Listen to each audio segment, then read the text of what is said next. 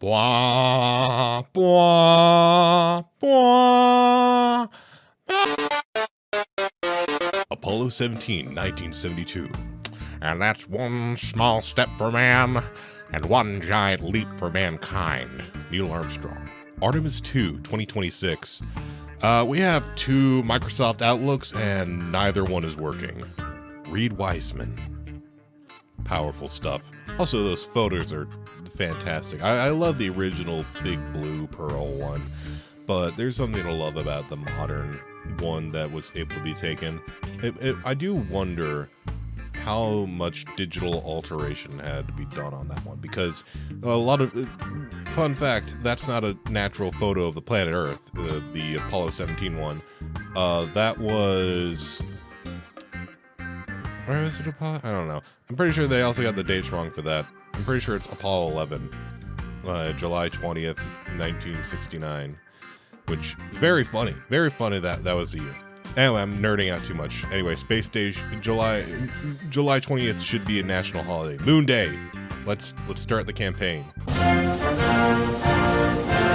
The fact that the Artemis II crew took photography courses in order to learn how to take the necessary photos while in space, the language and words they use to help paint pictures of what they're seeing, down to folks' appreciation of the missions, badges, and NASA brand guides. This all just proves how much the arts are needed in STEM, and that STEM should have stayed STEAM all along.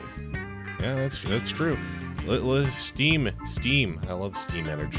We've come a long way.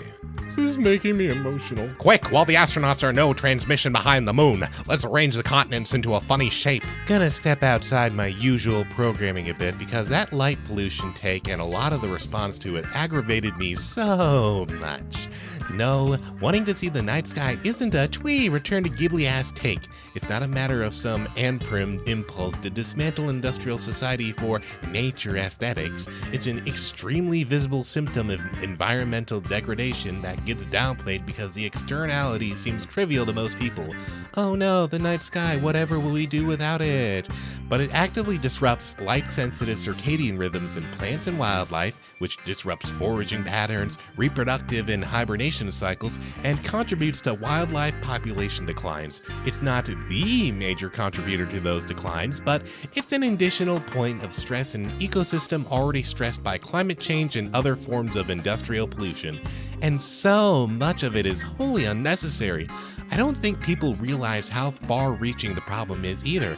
That light isn't just confined to the places people use. You don't escape it by just taking the bus to the edge of town. That light carries, in some cases, for hundreds of kilometers.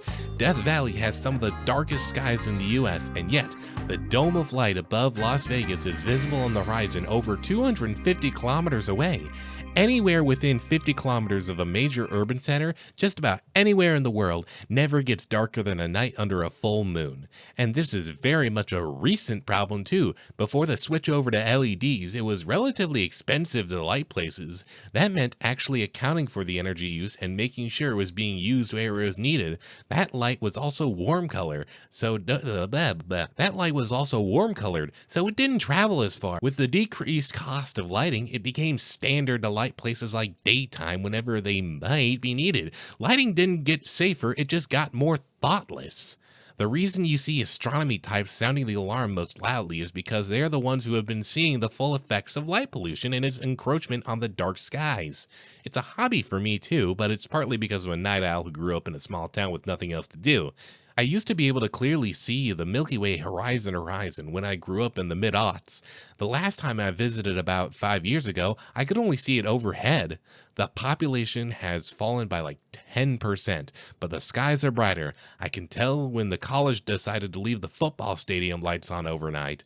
I can tell where the car dealerships that added overnight display lights are. I can even see when trucks with the fuck-ass LED bars are coming over a hill from 5 kilometers away.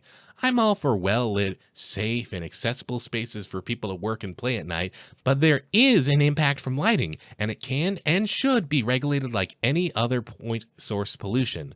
It's a pretty straightforward and materialist assessment, but go off about the big scary anprims are coming for your society so people can see the stars, I guess. That's not at all a reactionary response to hearing about a problem. I just really love how human this mission feels. Both the crew and the ground making fun jokes and references, amaze, amaze, amaze, or things like Glover saying, "Hello, baby," to his family back on Earth, or how Moonjoy has become the team's favorite phrase, or those craters being named Integrity and Carol, or the astronauts being encouraged to describe how seeing the moon makes them feel, and doing so to a moving degree, and also describing how much working and talking together improves their capabilities on all fronts, and both sides constantly telling each other how excited they are and that there's smiles all around. Not that missions like Apollo never had stuff like this, but it's different hearing it all live. Wonderful experience all around. Rating the NASA astronomy picture of the day based purely on my uninformed opinion on its inherent aesthetic value, May 26, 2026. 5 out of 10. I don't know, I'm just never that into generic Hubble photos of galaxies. I know they were probably a big deal when Hubble first went up, but they're old hat now. Yuri, what's your favorite drink? You're asking a Soviet pilot from Russia this question. I think we both know the answer. Watching a bunch of NASA documentaries in a row was so funny because each of them is like, this is the riskiest thing we've ever done, because they keep having it work out to the point it becomes not as risky over the years, and then to move forward, they need to do something risky again. For a moment, when I opened my eyes, their bodies have joined into one contorted being. 2 heads protruding, limbs mashed together, sticky with beer, making a 2-headed beast, the fumes billowing out of its mouths. The heads, one sage and serious, and the other caught in an endless smile, speak to me in unison, but I cannot make out what they are trying to tell me. There are so many satellites. I remember when seeing a satellite amongst the stars was novel and kinda exciting. Now the night sky is choked with them.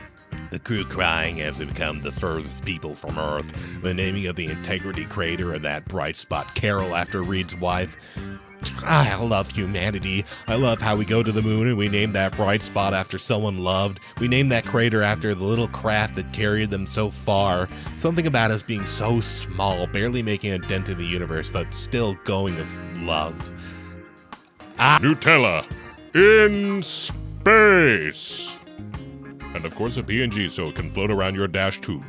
Get me that Nutella! Surprised no one here is talking about the Snoopy toy who they put in Artemis II. That's Artemis 1. Fuck. Surprised no one on here is talking about the Snoopy toy who they put on Artemis 1 for the moon trip.